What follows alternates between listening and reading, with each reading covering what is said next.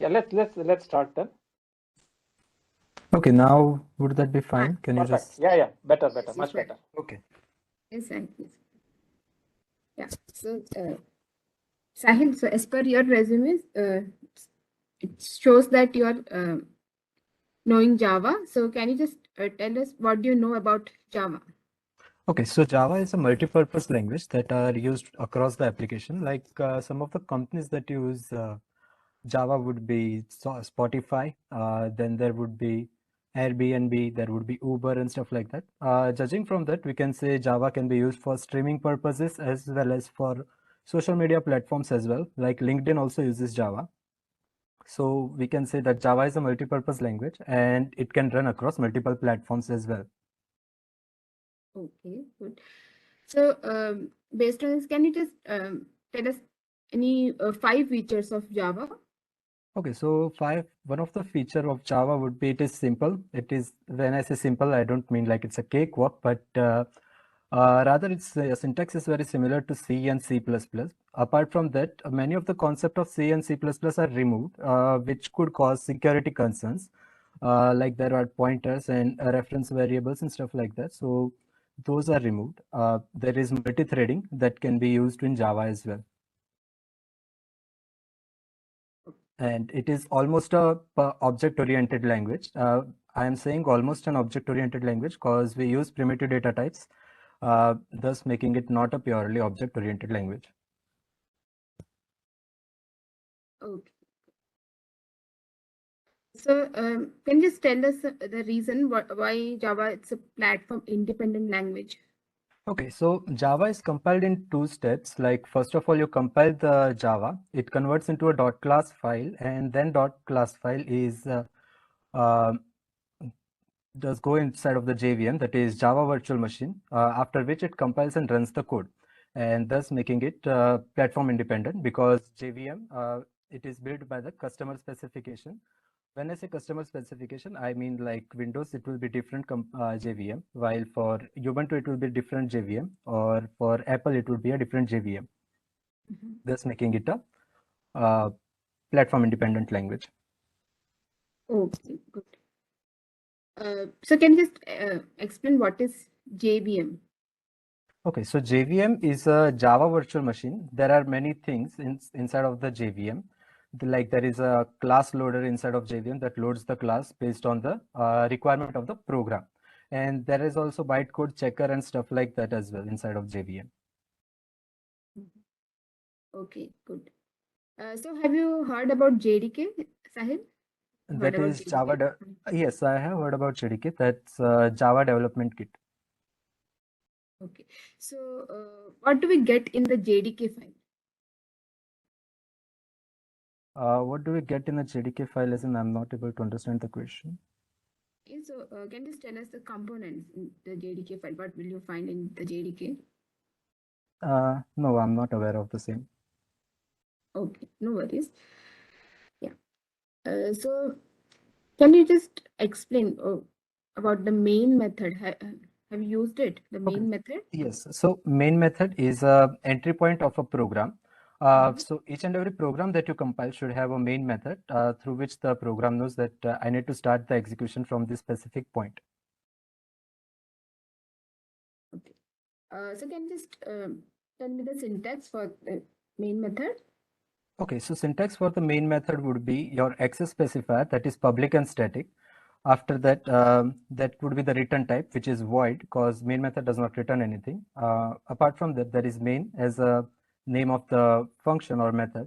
After that, in the curly bracket, I mean the round brackets, or in the parameters, we need to write string array and arguments for the same.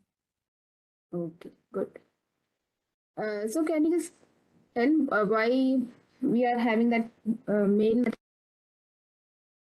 method? Sorry, your voice got cut off for me.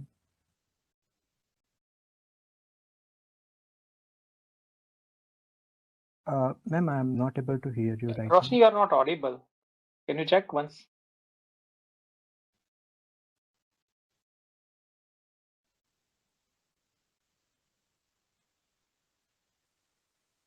No. You want to switch off and reconnect audio? Just try resetting the audio. So am I audible now? Yes, yes, yeah. Please Okay. continue. Thank you. Yeah, so Sahil, I was asking that why is the main method static in Java? Because we can reference it using the class. Like when we run the Java code, we say Java and then the name of class. Based on that name of class, we can directly execute it without making any kind of an object. Okay. So fine. If say for example, if I write, if I don't use this keyword static, the main method, so will my program work? It will compile successfully, but you may face error in runtime. Like for example, it may say that the given function main method is not present. Oh, good. So now since you have mentioned about error, right? So can you just tell us what do you mean by error and exception handling? Okay, so exception there can be of two kinds. There can be a compile time exception, while as well as there can be a runtime exception. What do I mean when I say compile time exception? While writing the code, you want to check some of the things, and the error you face while compiling the error, compiling the program, that would be a compile time exception. While executing the code and you are facing some kind of an exception, that would be a runtime exception. Easiest example I can give of compile time exception would be while connecting the JDBC session, while compiling the JDBC, you may get the SQL exception, like say insert query is wrong, or some delete query is wrong, or you misplaced something and stuff like that, like class.forName is not written and stuff like that, right? Apart from that, if I had to give an example of runtime, if you're iterating over the loop and you are dividing a certain number, and by mistake the number that you are dividing is divided by 0, you may get an exception of arithmetic exception. Arithmetic exception. So you need to handle both of those exceptions. So wait, so can you just tell us what are the keywords or the mechanism available for exception handling in Java? Okay, so you can do exception handling in two ways. Like you can write try catch block, or you can use throws as a keyword, throw keyword. So try catch block, it consists of three basic things, from which one is optional. There is try and catch, and in the catch block you need to give the exception that can occur. Like SQL exception is one of the class. Apart from that, there is arithmetic exception, or the exception as a class in entirety, right? And there is a finally block. So finally block is such a block that executes regardless the flow goes inside of the catch block or not. And those keyword works very similar to that. There is some syntactical difference that are present while using throws keyword. Okay. So now, say for example, we have a program in which we are having a single try block followed by multiple catch blocks. So Yeah. is it a valid program? So Yes, can you that's just a valid explain? program. Okay, so that's a valid program. You can have multiple catch blocks inside of a single try. You can even have nested try blocks. Like inside of a try block, you can have multiple try blocks as well. When I say try, I mean try and catch block entirety. And yes, you can have multiple catch blocks as well. Like you are checking for SQL exception, and you are checking for exception itself. Okay, good. So meanwhile, you were explaining about the keywords, right, that were being used. So can you just tell me, you told me about the throw and throws keyword, right? So Right. can you just tell me the difference between throw and throws keyword in Java? Right. So first of all, there is a syntactical difference between throws and throw keyword. One is written after the class, and second one is written while you are checking some kind of a error. Like same in my example, basically throw keyword is used to go to the exception block essentially. So let me give you an example. Let's say you are in your program, you are checking if the age is greater than 18 or not. Okay, you have made a custom exception block for the same, and in case the age is less than 18, you are writing a throw keyword, right? So throw age is less than 18, and then the message for the same. So in that way, you can use the throw keyword. And throws keyword is usually followed by the name of the exception, like SQL exception or say arithmetic exception or exception as an entirety. IO exception is there as well. Okay. Good. So now moving on. So say you have mentioned about the finally block, right? And you might have also used the final keyword, right? So can you just tell me the difference between final and finally? Right. So final is used in the exception handling, while final is used in a variable or method or in a class. Right. So like I was saying, finally will be used in exception handling, while final will be used inside of a method, variable, or class. Okay. So now moving on. So say for the variables, right? Now we have talked about the variables and all.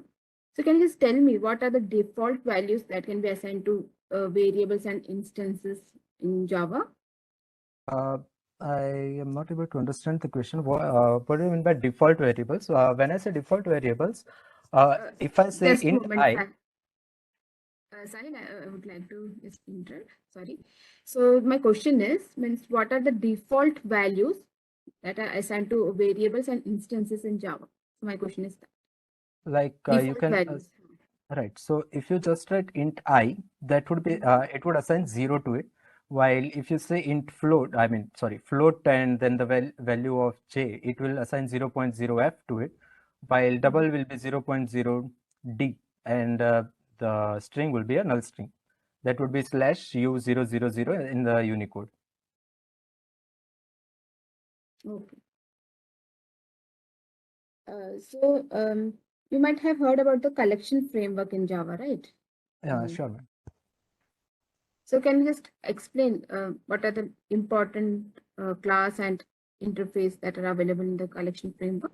Okay, so collection frameworks basically helps you to store the information in a certain way. I would say in a certain way because each and every collection is different in its own way. So one of the interface is list interface, from which you can make list, I mean array list and stacks and queues and that. Apart from that, there is also linked list as well as hash set and hash map as well. So these were the main 5 types of collections that I have mostly used. That are array list, linked list, hash set, and hash map. Okay. So can you just tell me the difference between the array list and array? Okay, so right. So arrays are basically a predefined set of values. Like if I say array of length 5, it will be just the array of length 5. But when I say array list, I can dynamically grow and shrink the size of the array list as well. Thus, but the thing is, arrays are much more memory efficient in my opinion, because if I say array of length 5, I know that this much memory space will be occupied and not more than that. But while I'm saying array list, if I had to increase the size of the array list, I will need to copy the array again and paste it inside of a block, after which I need to add the same. In array list, there is a function called add, in which by which we can use and increase the size of the array as well. I mean array list as well. Okay.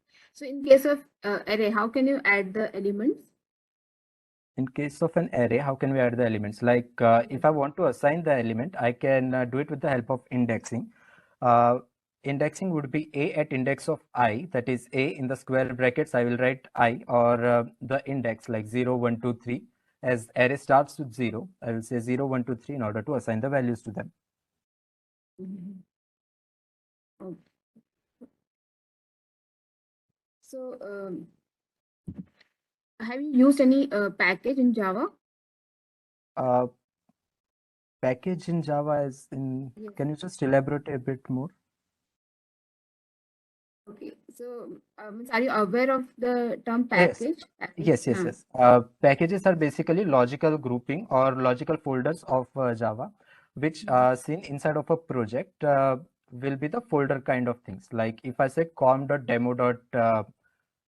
let's say com.demo.entities, right? So there will be a com folder in which there will be a demo folder in which there will be an entity folder in which I will keep all my entities class. So any advantage of using package?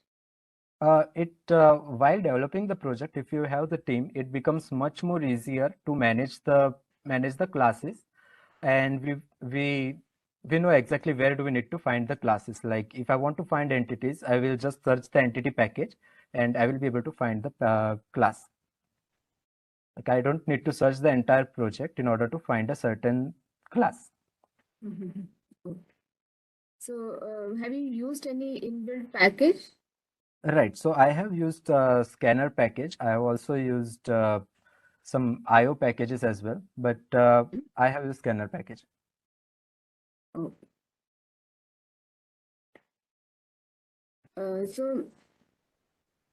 Fine. So now moving on to some object-oriented programming, right? So can you just tell me what are the main pillars in OOPS concept? Right. So main pillars of OOPS concept would be abstraction, polymorphism, encapsulation, and inheritance. Okay. So can you just briefly explain about the data abstraction? Right. So basically in program, you don't really want to know what exactly a function is doing. You can do the same with the help of abstraction, while you give the user just the function that they need to execute itself, and they don't need to worry about how it is implemented or which are the different packages which are the different classes rather that are used inside of that specific function. With the help of this, we can achieve abstraction, and thus making it much more easier to understand the project and maintain the consistency of it as well. Okay, fine. So I would provide you with some options, right? So based on that option, can you just tell me which of the option best describes an example of data abstraction? Okay, so you can just listen carefully. So say for example, I'm having a dollar class with floating point variable, which is private. So this is one of my options. A dollar class with a floating point variable that is private. Okay. Then the second scenario, a square class with the getters and setters methods for its width and height. Okay. Then a protected point class with public methods. Okay. This is the third option. Okay. And the fourth option, say for example, I'm having a car class. Okay. With fuel level and add gas methods. Right. Right. So in the last example, in the car method, it seems much more appropriate to use abstraction. Like you can have an abstract class vehicle in which you can implement, declare two signatures like fuel vehicle and price or other. I forgot the name of the method, but add gas. Yeah, add gas. So you can make those two methods inside of that private abstract class that is abstract methods, and you can extend those inside of the car, and thus you will be able to achieve abstraction. Okay, and what about the dollar class with floating point variable that is private? So isn't it an example data abstraction? No, that's not the data abstraction example. I would rather classify it very close to. It's not exactly inside of encapsulation, but I would say it is very close to encapsulation. While the example that you gave of getter and setter method is the example of encapsulation, where you encapsulated everything and you are just using it with the help of getter, setters, and other methods like that. While the third example that you gave, that was of the protected thing. Protected, we usually use protected while we are doing some kind of an inheritance stuff, where we just need to use the methods in the child class from the parent class. We can use protected as an access specifier, that is. Okay. Okay, a good sign. So yeah, fine. So now we are done with the technical round. So I would request Pradha to please carry on with the remark. Thank you, Sai. Thank you, ma'am. Thank you, Roshni. Hi, Sahil. Hi, ma'am. So if you can just briefly tell me about yourself first. Right. So I am Sahil Upadhyay. I am from Ahmedabad itself, and I've gone to Ahmedabad University in order to pursue my master's in computer application. I like to research about stuff that I don't really understand quite well. Like I'm currently researching about blockchain and all those stuff out. While along with that, I am also trying to research and learn more about machine learning and statistics. So I'm not really good at statistics, but I'm trying to learn. It's really nice to know that you have a really inquisitive kind of a behavior. So just tell me one thing, since you have been working in, you are exploring so many things. So have you developed any kind of a project during your Yes. graduation or? Yes, I had developed a project for supply chain management using blockchain as a backend for the technology, like as a blockchain as a backend, right? So basically, what my project was doing, we went to the different vendors. We tried to understand what kind of a supply chain they are using. Like they are taking something from the farmers, they are processing something on it, and after that they are selling to the customers.